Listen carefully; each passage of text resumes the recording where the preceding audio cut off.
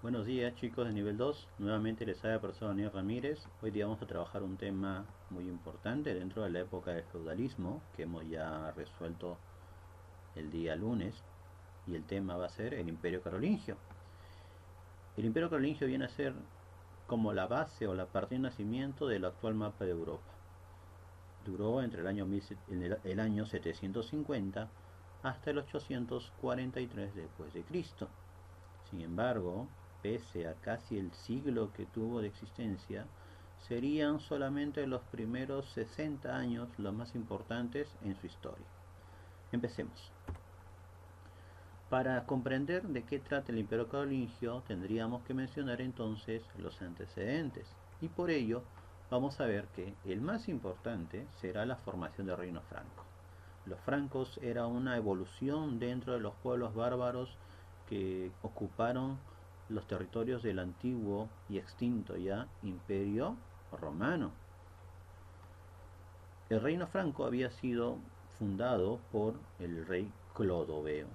A su muerte lo sucedería su hijo Meroveo, motivo por el cual los siguientes gobernantes recibirán el nombre de dinastía merovingia. Y por último, la invasión musulmana o de los árabes que se estaba dando desde el norte de África, y quienes ya habían logrado tomar control de España al haberlos derrotado en la batalla de Guadalete el año 712. Por lo tanto, había un temor de que los musulmanes continuaran avanzando por el norte, en este caso llegando por Francia.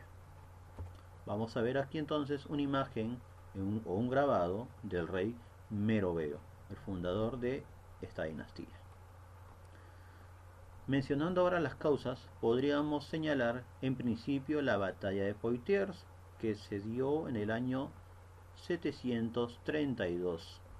Ahí tenemos una imagen la cual se muestra la rigidez de dicha batalla, y que fue un triunfo para los francos.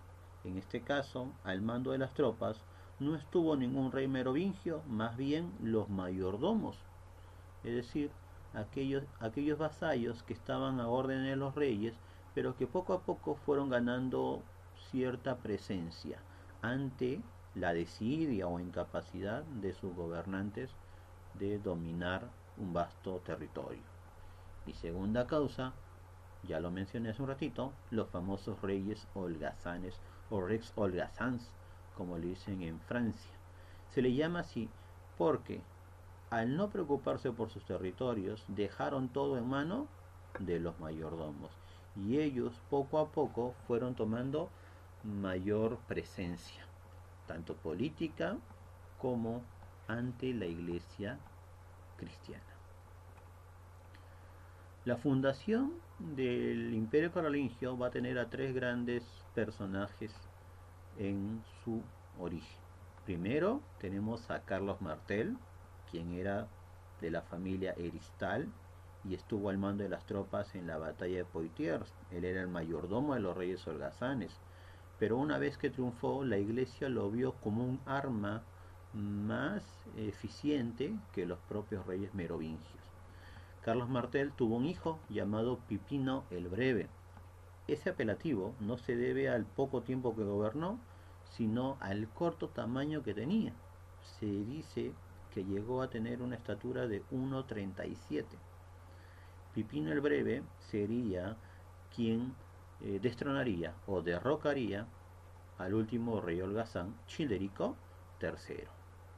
Pipino tuvo dos hijos, Carlos y Carlomán, que a la muerte de Pipino recibirían este territorio. Ya es con Pipino que se va a fundar la dinastía carolingia. Y por último tendríamos al famosísimo Carlos, llamado después Carlomagno. El término carolingio viene de Carolus, que viene a ser el nombre en latín. Carlomagno heredó las tierras de su padre junto a su hermano Carlomán. Lamentablemente, Carlomán fallecería a los 3 años de iniciado su gobierno, por lo cual Carlomagno terminaría gobernando un vasto territorio. Carlomagno fue coronado emperador en el año 800 por el Papa León III. Sin embargo, ya su reinado en los territorios carolingios data del año 770. Asimismo, el biógrafo que nos ha permitido conocer un poco más la vida de este gran rey y emperador fue Eginardo. Carlomagno no la tuvo fácil, tuvo que enfrentarse a ciertas luchas dentro del mapa de Europa, por lo que tuvo que realizar campañas militares en tres frentes. Primero, en Italia, contra el pueblo de los lombardos. ¿Quiénes eran los lombardos? Un pueblo que se encontraba entre la frontera de Francia e Italia. Los lombardos atacaban constantemente al Papa, así que él le pidió apoyo a Carlos Magno para que los derrotase. Realizó campañas hacia esta parte de Europa en una guerra que se extendió por casi 40 años.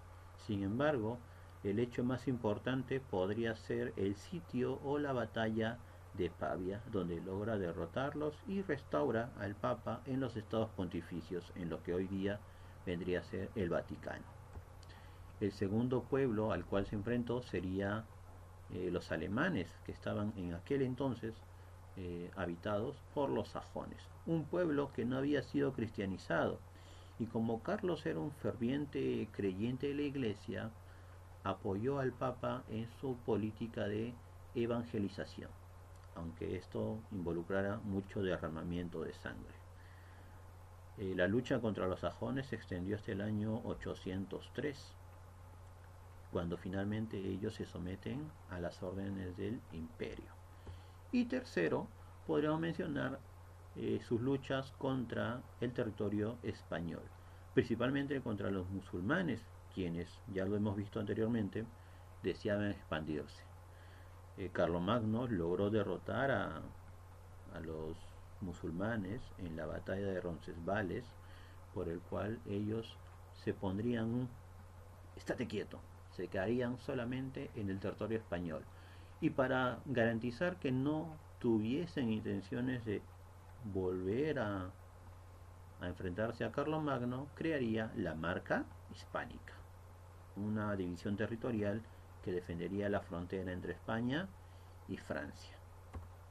Podemos ver aquí una imagen que grafica la coronación, como ya lo dije, en la Navidad del año 800 de Carlomagno por el Papa León III.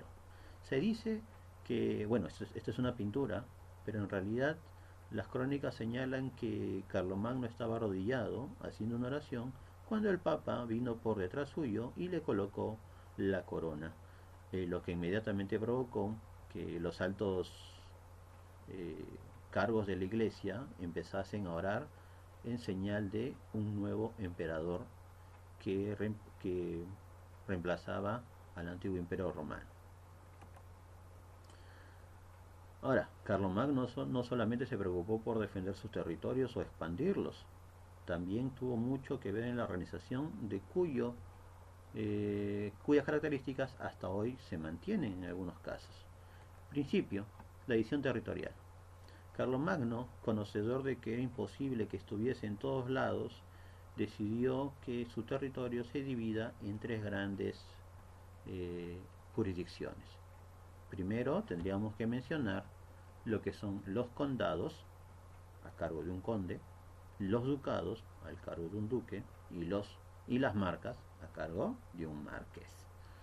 El condado vendría a ser la parte más pequeña, es como si dijéramos hoy en día un distrito. Un ducado vendría a ser la conjugación o la mezcla de un condado más un marcado. Y los marcados o marcas eran solamente para zonas fronterizas con pueblos que peligraban al imperio carolingio. Sin embargo, como tenían muchos condados, muchos marcados y ducados, Carlomagno crearía la figura del Missi Dominici, es decir, un inspector que vigilaría que ellos cumpliesen con el cargo encomendado. Asimismo, también se preocupó mucho por la legislación y por eso crearía los famosos capitulares, un conjunto de leyes que señalaban cómo debía ser la vida diaria en el imperio. Estos capitulares se redactaban sobre todo en los famosos Campos de Mayo, una época del año en la cual se reunía Carlomagno con muchos de sus asesores, festejaban y asimismo discutían las normas que entrarían en vigor para aquellas épocas. Por último, tendríamos que señalar la educación que Carlomagno trató de brindarle a todo su pueblo, aunque diferenciada, pero se preocupó por todos.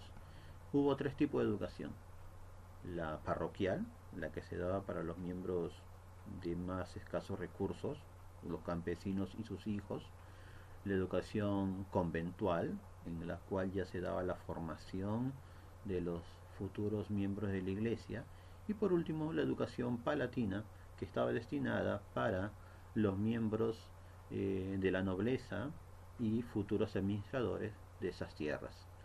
Durante la educación conventual y palatina hubo 7 artes liberales, es decir, 7 cursos muy importantes para ellos, que fueron conocidos como el trivium y el quadrivium.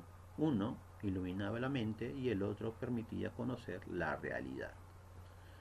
Asimismo, chicos, podemos señalar que Carlomagno lamentablemente falleció en el año 813.